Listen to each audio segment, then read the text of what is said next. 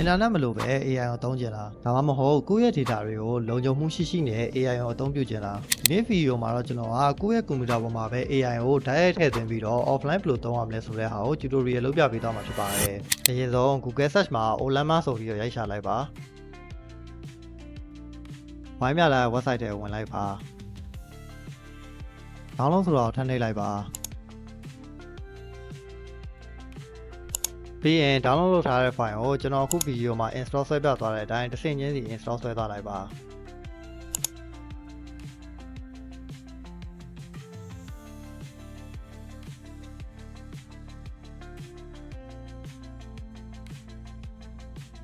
install ဆွဲပြီးသွားရင်တော့ AI model ထည့်ဖို့အတွက် Sona website ထဲမှာပဲ model ဆိုတဲ့နေရာကိုသွားပြီးတော့ DeepSeek R1 ဆိုတဲ့နေရာကိုဝင်လိုက်ပါမယ်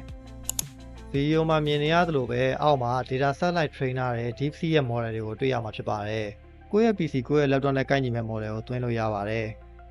ဥပမာ Gmail ဆိုလို့ရှိရင် data set နည်းနည်းလေးပဲ trainer တာဖြစ်ပြီးတော့သူကပို့ပြီးတော့ speed နှီးနိုင်တယ်ပေါ့နော်ဒါပေမဲ့ဘယ်လို set တွေမှာအဆင်ပြေလဲဆိုတော့အရင်မမြင့်တဲ့ laptop တွေအတွက်ဆိုလို့ရှိရင် data set နည်းနည်းလေး trainer တဲ့ AI model ကပို့ပြီးတော့အဆင်ပြေပါလိမ့်မယ်ကိုယ်အသုံးပြုမဲ့ model တွေ့ရင် click တစ်ချက်နှိပ်ပြီးထည့်ဝင်လိုက်ပါဝိုင်းပြထားတဲ့နေရာစာလေးတွေကို copy ကူးလိုက်ပါပြီးရင်တော့ Windows search bar မှာ PowerShell ဆိုပြီးရိုက်ရှာလိုက်ပါ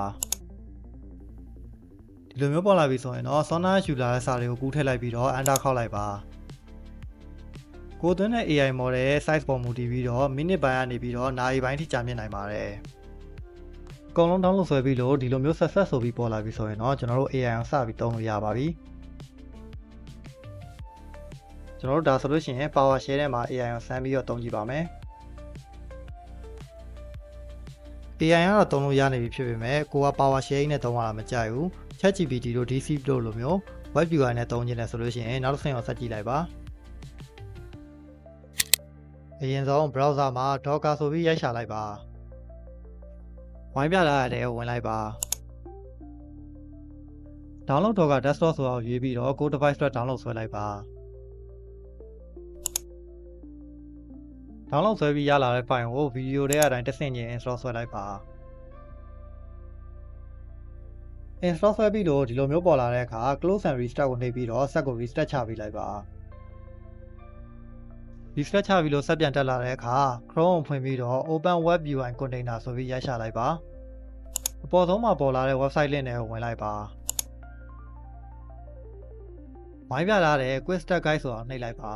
ပြီးတော့အောင်နဲ့ဆွဲချပြီး step 2တွေကစာတွေအကုန်လုံးကို copy ကူးထားလိုက်ပါပြီးရင်တော့ PowerShell ကိုပြန်ဖွင့်လိုက်ပြီး Sona ယူလာတဲ့စာတွေအကုန်လုံးကို copy ကူးထည့်ပြီးတော့ enter ခောက်လိုက်ပါမယ်ပြီးရင်တော့ download ဆွဲနေရတဲ့အကုန် complete ဖြစ်ဖို့အတွက် မိနစ်ပိုင်းဒါမှမဟုတ်နာရီပိုင်းလောက်ပြန်စောင့်ရပါတယ်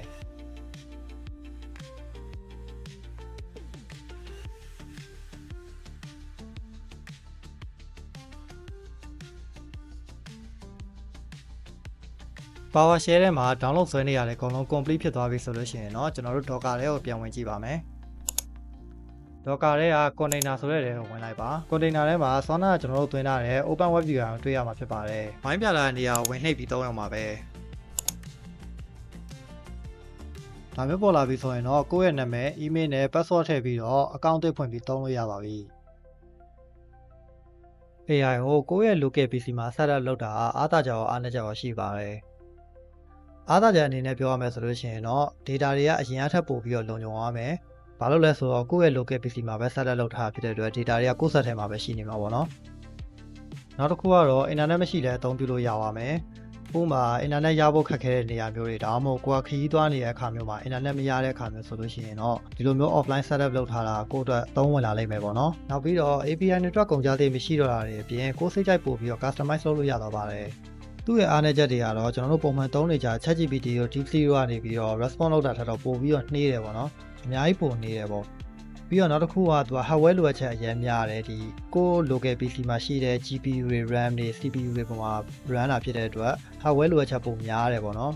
နောက်တစ်ခုကတော့နောက်ဆုံးပေါ် AI model တွေသုံးဖို့မဖြစ်နိုင်သေးတာပါဥပမာ ChatGPT 4လိုမျိုး data တွေ trillion နဲ့ချီအောင် train ထားတဲ့ model မျိုးသုံးဖို့ဆိုရင်တော့ local PC မှာသုံးဖို့ဆိုတာလုံးဝမဖြစ်နိုင်သေးဘူးပေါ့နော်အဲဒီတော့ဒီအားသာချက်အားနည်းချက်တွေပေါ်မူတည်ပြီးတော့ကိုယ့်အတွက်လိုအပ်မယ်လို့ထင်ရင်တော့ setup လုပ်ထားသင့်ပါတယ် တကယ်လို့မလိုအပ်ဘူးဆိုရင်တော့ကိုအရင်သုံးနေကြအတိုင်းပဲ browser တွေထဲကနေပြီး ChatGPT တို့ DeepSeek တို့သုံးနေတဲ့အဆင်ပြေပါတယ်။ကိုယ်တိုင်ကစတဲ့လုပ်ချင်ပြီးအချိန်မပေးနိုင်တာမျိုးဖြစ်ဖြစ်နည်းပညာပိုင်းရှုပ်ထွေးလို့ပဲဖြစ်ဖြစ် service အပ်ချင်တယ်ဆိုရင်တော့ကျွန်တော်စီမှာလာရောက်ဆက်သွယ်လို့ရပါတယ်။ဗီဒီယိုဆုံးထိကြည့်ပေးတဲ့အတွက်ကျေးဇူးတင်ပါတယ်။နောက်ထပ်ဗီဒီယိုတွေမှာပြန်လည်ဆုံတွေ့ကြပါမယ်။